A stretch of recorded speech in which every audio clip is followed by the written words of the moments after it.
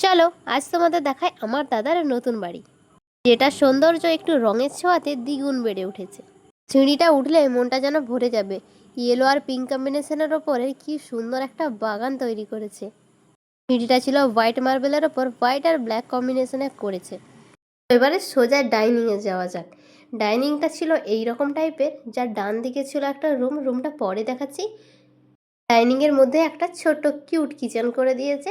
এইদিকে ছিল একটা বেসিন আর এইদিকে চলে যাচ্ছে এক সিঁড়িটা আমি আর উঠে দেখাচ্ছি না, ছাদ আছেই, প্লাস হয়তো ঠাকুরঘর থাকতে পারে, আমি ঠিক জানি না। এই সাইডটাতে আছে একটা বেসিন, দাঁড়াও একটু ভালো করে দেখায়। এই হচ্ছে সিঁড়িটা চলে যাচ্ছে ওপরে। রাত্রেবেলা ভিডিওটা করছি তাই আমি আর উঠলাম না। আর এই হচ্ছে কিচেনটা, আর এই ছিল ডাইনিংয়ের একটা ওয়াল। এই ওয়াল পেন্টিংটা আমার এত সুন্দর লেগেছে, আমি তো একটু রং প্রেমী মানুষ, আমার বেশ ভালো লেগেছে। দাদার অন্য বাড়ি আছে যেটাতে বর্তমানে যাই আমরা, দাদারাও থাকে, সেটাও পাকার বাড়ি, তবে এটা নতুন বাড়ি করেছে, একটু বেশি সুন্দর এইসব এখনকার ডিজাইনের আর কি। আর ওপরগুলো ছিল প্রত্যেকটা রং তুলির ছোঁয়া, প্রত্যেকটাতে সিনারি একটা করেও অ্যাড করেছে, আর কোনায় কোনায় লাইট লাগিয়ে দিয়েছে।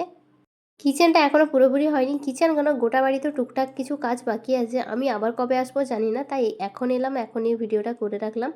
এই হচ্ছে আরেকটা রুম। এই রুমটাতে আমার পার্সোনালি মনে হলো ইয়েলো কালারটার উপর হোয়াইটটা না দিয়ে প্লেন রাখলে বেশি ভালো হতো।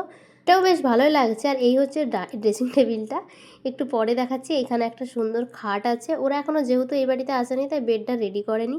আর আমার সব থেকে পছন্দের হচ্ছে এই ব্যালকনিটা, আমার ভীষণ ভালো লেগেছে। ব্যালকনি আমার খুব ভালো লাগে, তার সাথে যদি রুমের সাথে অ্যাটাচ হয় ভীষণ ভালো। একদম রাস্তার ধারেই বাড়ি, আর নিচে এই যে ছাদটা দেখা যাচ্ছে ওটা হচ্ছে আমার দাদার দোকান। একতলাতে দোকান, দোতলাতে বাড়ি।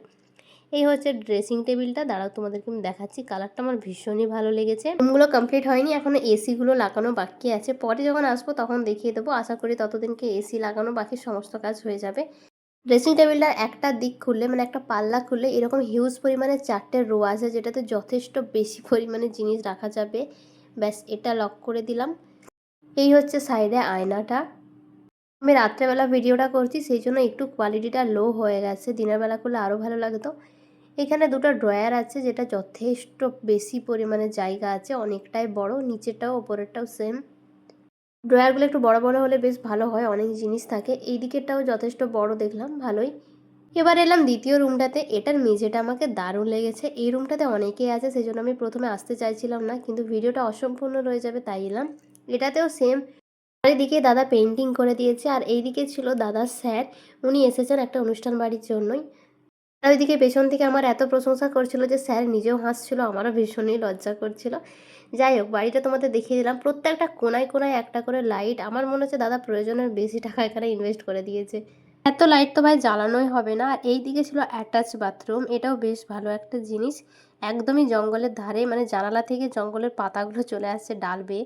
এখানে ছিল একটা সুন্দর বাথরুম, যেটা এখনও কিছু কাজ বাকি আছে। কিছু দেওয়াল, কিছু ডিজাইন আমি ক্যাপচার করতে পারিনি, যেগুলো তোমাদেরকে ছবিতে আমি শেয়ার করে দেব। এই সাইডেও একটা ভীষণ সুন্দর পেন্টিং ছিল, ওইগুলো আমি ছবিতে তোমাদেরকে দেখিয়ে দেবো।